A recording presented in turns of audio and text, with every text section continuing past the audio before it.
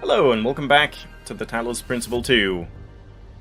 We got Jakut over here, looking at the tower, I guess. He was frozen just a second ago in that, animation, just locked in an animation similar to Alcatraz before. So apparently that's just, a bug that just happens at times. Not sure what triggers it. But yeah, we have some logs to read, and then, yeah, I guess I'm curious, I haven't been looking at all at the compass on the top, but yeah, now we're seeing, some question marks and stuff. So I guess I want to look at what those are, so that I know if I want to remove that or not. Because, I mean, most of the time I'm just, not even looking at the compass anyway. I'm just exploring around, and then, for later, the compass might be nice just to orient yourself. Founding 1. Hypatia's Journal. Still don't know how to pronounce that. Volume 1, The Founding of New Jerusalem. Day 1. We finally set out from the dam today. The site that Athena and Cornelius picked for the city isn't far, but the vegetation makes the going difficult. Yeah, makes sense. That was the dam we saw before. We found the secondary supply site easily enough, thanks to Alexandra Drennan's instructions, but while I still have to compile a detailed inventory, it seems that many of the more complex materials are in bad shape. They must have expected the simulation to fulfill its purpose a lot sooner.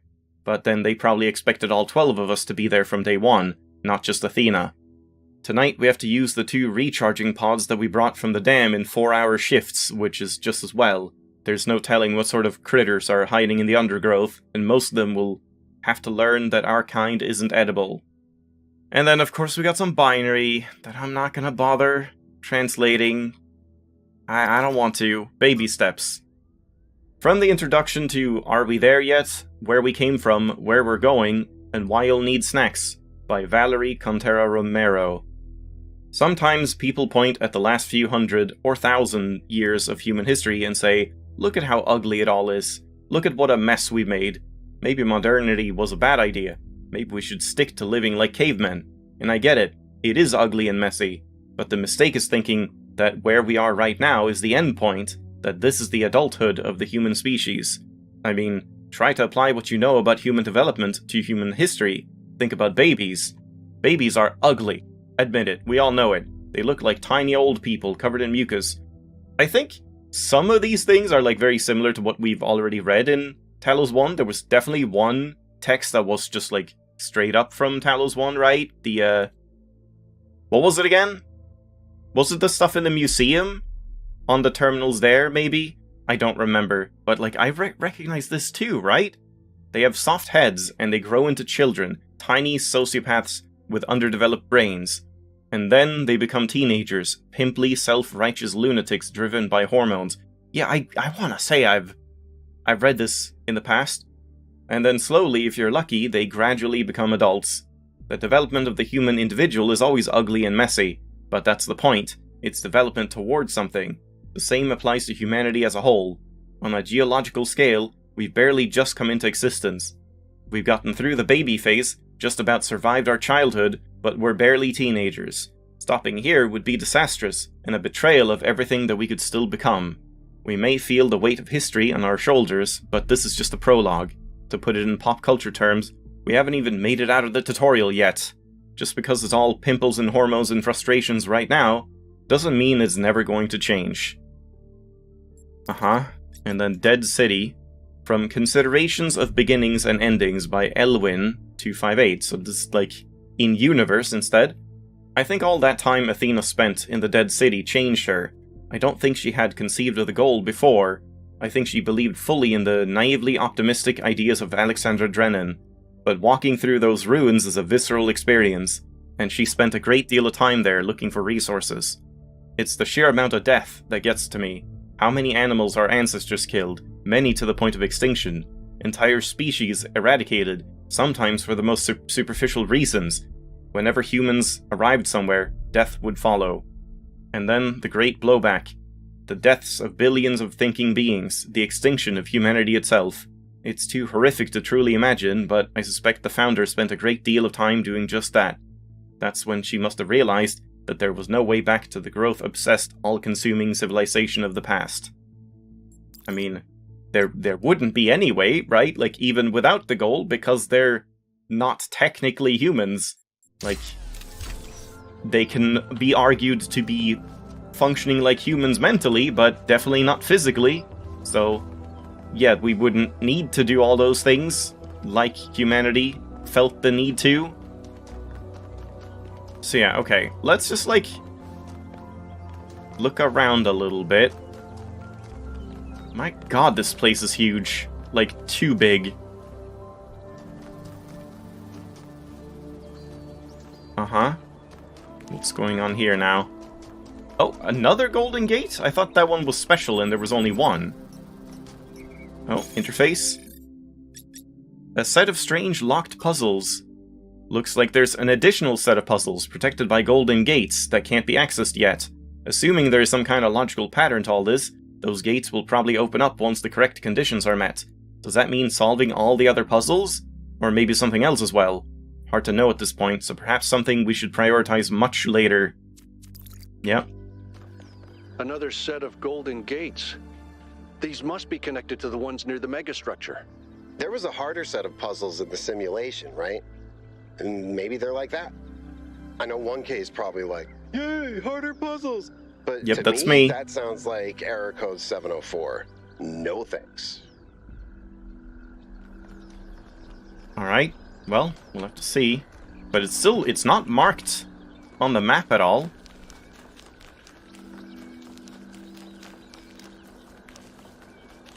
Oh boy. Just noticing some of the rendering stuff again. Because of course I am. Hello? Oh, I thought that would be like a log or something. What do you want?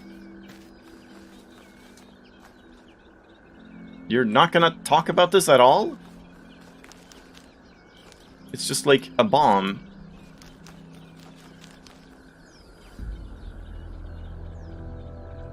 There's nothing like hidden inside of it. That's weird. I would have expected a voice line or like a little animation, like beep boop, you collected it. But no.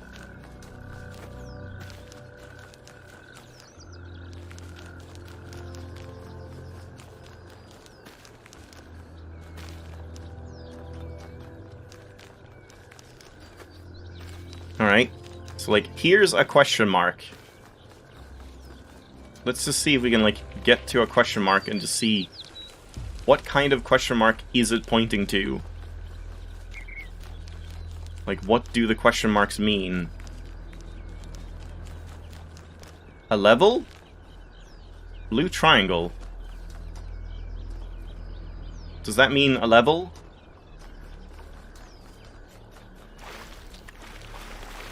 So yeah, I mean, I guess it's just like... just notable things in the environment. But then that sun thing, what was that again? That seemed like an extra thing, wasn't it? Like, if we check... here? Yeah, stars. Lost puzzles, I see. I mean, I don't know. I know I've had people say, no, turn it off. You have to turn it off. It spoils everything. But, like, I don't know. I kind of like the fact that it's just saying, here are the notable things, because these areas are so goddamn big that just, like, exploring them with nothing to go on would be just very time-consuming. And I see, the star is just the Prometheus thing, which we have to get another Tetris piece for. Yeah, I don't know. I don't know if I think it's such a bad thing to have these things marked out. And again, it's not like I'm just, like, looking up at the compass the entire time. I'm just exploring around, and then occasionally we can glance up there if I'm, like, wondering where to go while I'm, like, in the middle of nowhere. So yeah. And again, this was default. This is the default setting, so if they didn't want you to have this information, they would have had it be an optional thing, right? So yeah, I kinda don't think I'm gonna turn this off, at least for now. Now we're underneath that station thing. Yeah, it's like, we still have to explore for Easter eggs and looking around the corners of the map for stuff. I didn't notice if the human artifact things showed up on the map, or the compass. Hello. Are you stalking me? We see these things, like, all the time. Trevor? The life of Trevor. Trevor Percival Donovan, known to his friends simply as Trev, never as Percy, was part of the Extended Lifespan project that formed the backbone of the simulation and the archive. He helped put together the hardware that made all of us possible. Like Alexander Drennan, he left behind a series of messages to the future. But unlike Alexander Drennan or Arkady Chernyshevsky, he was forgotten. Not one building or street in New Jerusalem is named after him. I dug up his files from the archive, and I've been thinking about them a lot. Who wrote this? 5358? Haven't we seen 5358 before? I think so.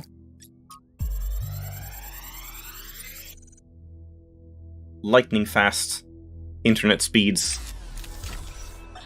So I heard that Alexandra is recording these time capsules for you out there, I guess? Robot people of the future, hi. And I thought to myself, surely they'll want to hear more than the wisdom and insight of a brilliant scientist like Alexander Drennan. Surely they also want to know what I was thinking, a dumbass hardware engineer from Staten Island. Tell us about your insights, Trevor. Why did you spend your last months on Earth helping a crazy old Russian guy build the world's biggest backup drive? Well, let me tell you my story. When I was... Yes, Frank! I'm recording right now! Uh-huh. Been there. So relatable. No. You know what? Why don't you go... Okay. Those are, like, completely new, right? I don't think we heard anything about Trevor in Talos 1. So I guess they're just kind of shoving some stuff in. And yeah, that's it.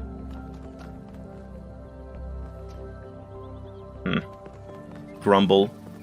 Grumble, grumble. Whenever I see some weird thing like this stupid fog, I tried fixing it.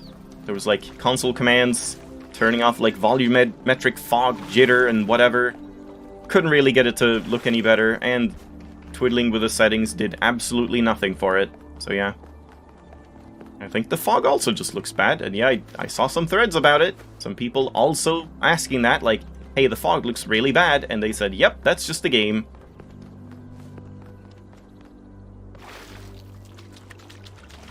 Not sure what that's supposed to symbolize, but yeah, here we have puzzle 6.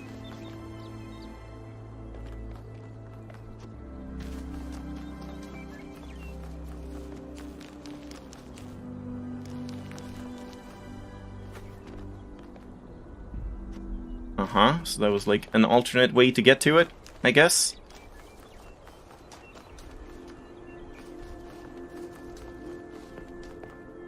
Yeah. And we can go that way. Yeah, I'm almost a little overwhelmed at just, like, how big this world is. If it's just, you know, this is the equivalent of just, like, one of the levels in Talos 1. Like, the island level with the Statue of Liberty in the water and things like that. This is just the equivalent of one of those, and it's just...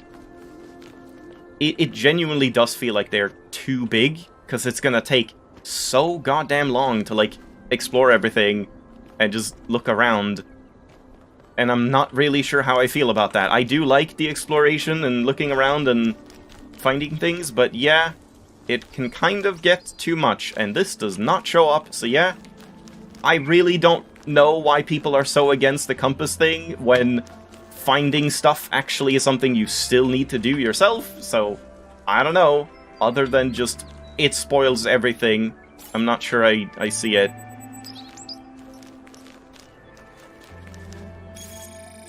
An ancient mechanism of unknown functionality. I don't even know what that is. A pump? Or something? It is impossible to reconstruct the purpose of this device.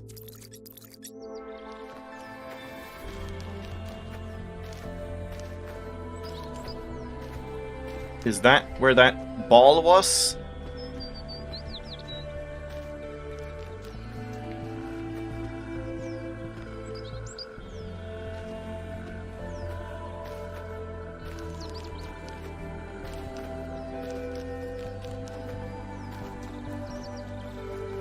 And this is just where I arrived, I suppose. So yeah, is this the ball or is it a different thing? That looks like the ball, yeah. And still nothing.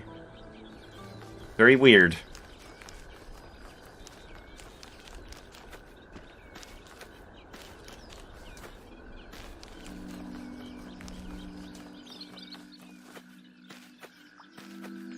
And down there, that's level 5.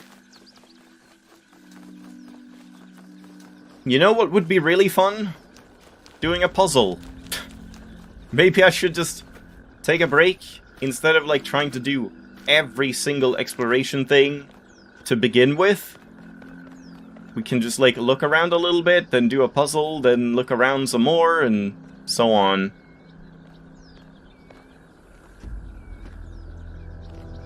Damn it. No Easter egg. So yeah, let's just go towards number 3, I suppose. And maybe we can do like 1 or 2 puzzles today. And yeah, there's more to explore. It's gonna be hard to keep track of where I have or haven't really looked. And yeah, I'm gonna worry more about like all of the collectibles and Easter eggs later, I suppose.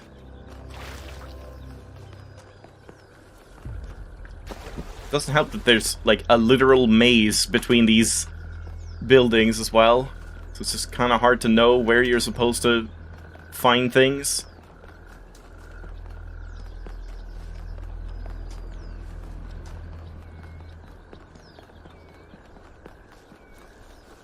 Alright. Video game time. I'm sure this level will be extremely difficult. God damn it. Will we have to look around it?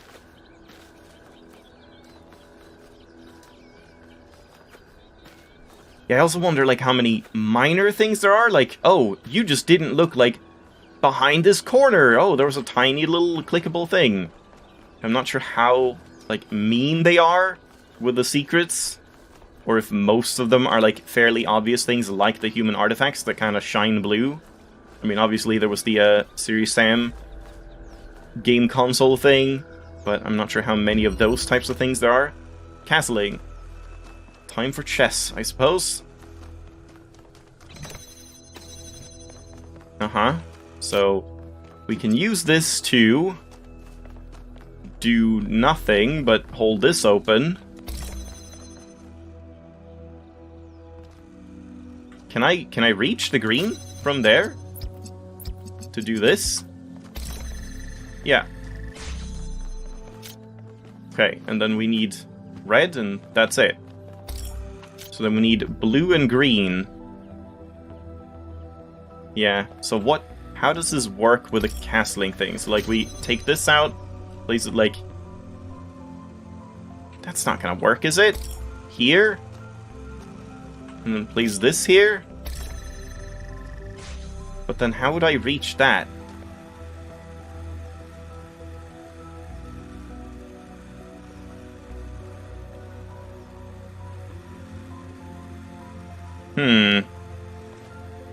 We don't need to hold blue open anymore, right? So... I guess we just do, like... this instead? Just to make blue here? And then from this one... Yeah, from this one now I can just do this and get red. Yeah, okay.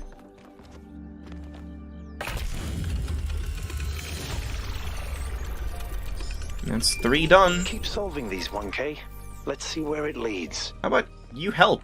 There's like so many levels here. Why are they just like doing fuck all, just looking around, like bird watching and whatever? And I'm the one that just has to solve all the puzzles and find all the things and do everything. I collected so far. Yeah, you didn't. The soil sample results are in line with what would be expected in this type of environment. The samples from the above ground structures, though, I tried dating them, but the results just don't make sense. None of the typical molecular markers are present. These walls could have been made 10,000 years ago or yesterday. I could try to estimate Because they're all age made based from on the particle erosion and stuff, plant I guess. growth, but I'm not sure that would make sense given how weird everything else is. Good work, Yakut. What is that? Keep at A it. torch? What the hell is this?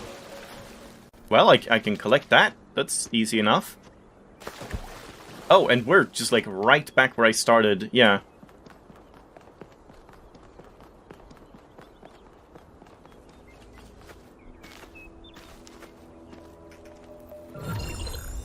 The spark. Find one Prometheus spark. Oh. I thought this thing was the Prometheus spark. Huh? Then what's a Prometheus spark? That's what it was like shining towards, not this thing? Oh. Wait, no, it is. Huh?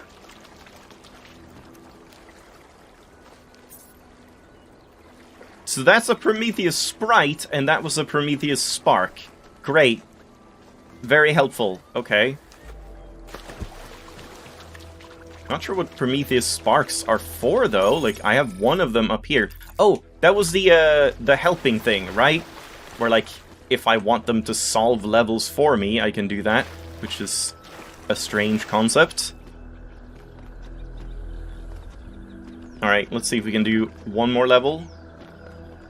So number 4, I assume, is, like, on the opposite side? No? Just over here? Yep. Go do 4, now.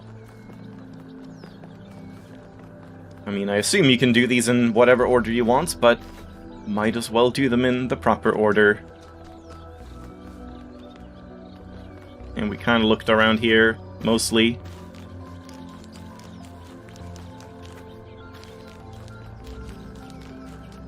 Was that the lost puzzle? Yeah. It's not very lost when it's, like, in sight from a different puzzle. Alternative option. You have 1 token. Not every trial must be overcome as its creator intended. Sacrifice one of my sparks, and I will free the fire hidden in this labyrinth. I don't know. It doesn't seem like you can click it, but I guess I could. But I don't want to do that. Okay, so we got fans. So we need to get green. Oh. Yeah, wait, don't we just do, like... No? So how do I connect these up? I guess by just, like... I see, yeah, turning it on, getting in here, now we can, like, connect them like that. And then we place it on top again. Yeah, okay. What was the alternative options thing? Was there an alternative option?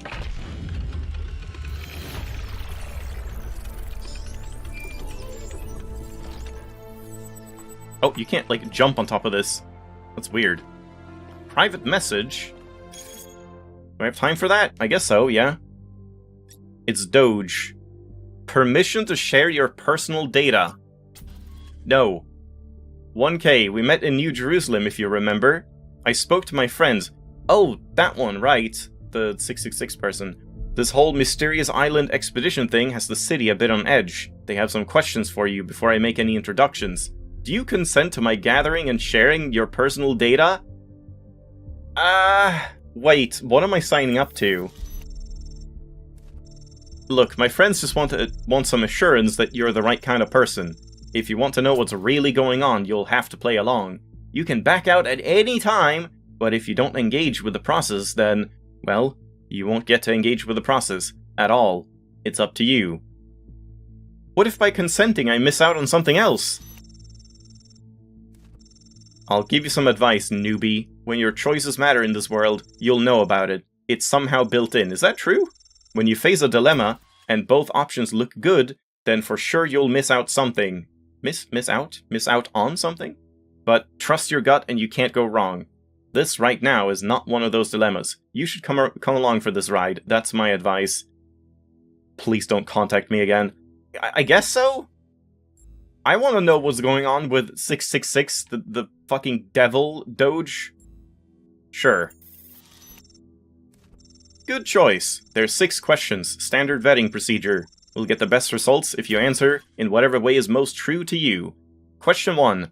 Which is more important for making good decisions? Compassion or knowledge? I reject the terms of the question. I mean, that really depends on what type of decision you're talking about, but I guess I'll say knowledge, because, like, you can't solve everything with just compassion, but, I mean, you can't solve everything with just knowledge either, but I guess I'll say knowledge. Thank you. Question 2. Is it ever okay to lie or misdirect in order to keep a secret? Yes, lying can be okay. I see. My friends will be most interested in this particular answer. Question 3. When people do wrong, do they deserve to be punished for it beyond what is necessary for our protection? I dislike the question. I don't know. I mean, like, I guess... Like, what do you define by our own protection? Like, making sure it doesn't happen again is our own protection, but, like, being punished beyond that might be what makes it not happen again. But I guess I'll just say no one deserves to suffer unnecessarily? I don't know. Phew, that one's controversial. I'm glad it's not me that has to answer these. Question 4. Now it gets metaphysical. In your opinion, can the world be reduced to mechanical parts, or is existence just weirder than we'll ever really know? Both. That doesn't make any sense to say both, because it's an either-or thing. Like, either it can be reduced to mechanical parts, or it can't. You can't say both to that. Yeah, I mean, I guess I'm leaning towards that. I don't know, it's not like we'll never fully understand it, but just like, it would take such an astronomically long time and so much effort and technology that I don't see it, like, as feasible, like, whether in the game world or in real life, to understand everything about the universe. So I guess I'll say that. Well, I'm glad you understood that question, because it's all Greek to me. Question 5. Can things really change for the better, for good? Or do good times and bad just come around in cycles? Eventually, change for the better is always followed by change for the worse. I mean, does it? I want to say this one, but does it? Because, I mean, they all died, and they were doing a bunch of bad things. But I guess I'll say that. Got it. I don't know if that one was metaphysics or politics, but good on you for giving it a shot. Final question. Which is more important to the success of civilization? This is just like Milton all over again, yeah? To respect the lessons of our past, or to rewrite the rules for our future? It depends? I mean, I guess just we should not disregard the wisdom which brought us here. Like, you shouldn't just, like, only follow that, but you should obviously use the history and wisdom from the past in order to make better choices for the future. So, I'll say that, I guess. Thank you, we're all done here. Oh, hold on, I've got a last-minute addition. I don't have time for this! God damn it, I want to end the episode.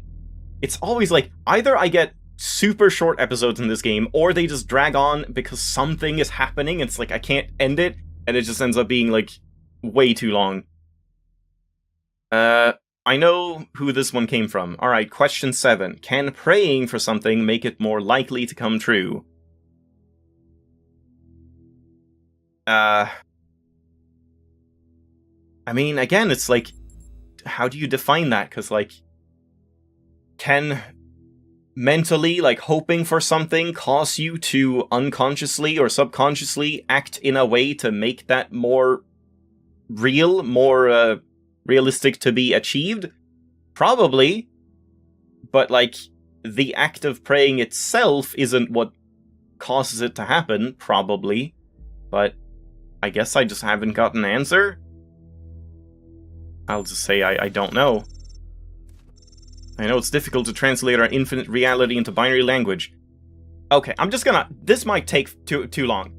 let's leave it there. I'll just continue this next time. That's the problem when, like, it's a conversation. You just don't know how long she's gonna keep talking for. It's probably just, like, this last thing, and then there's nothing more.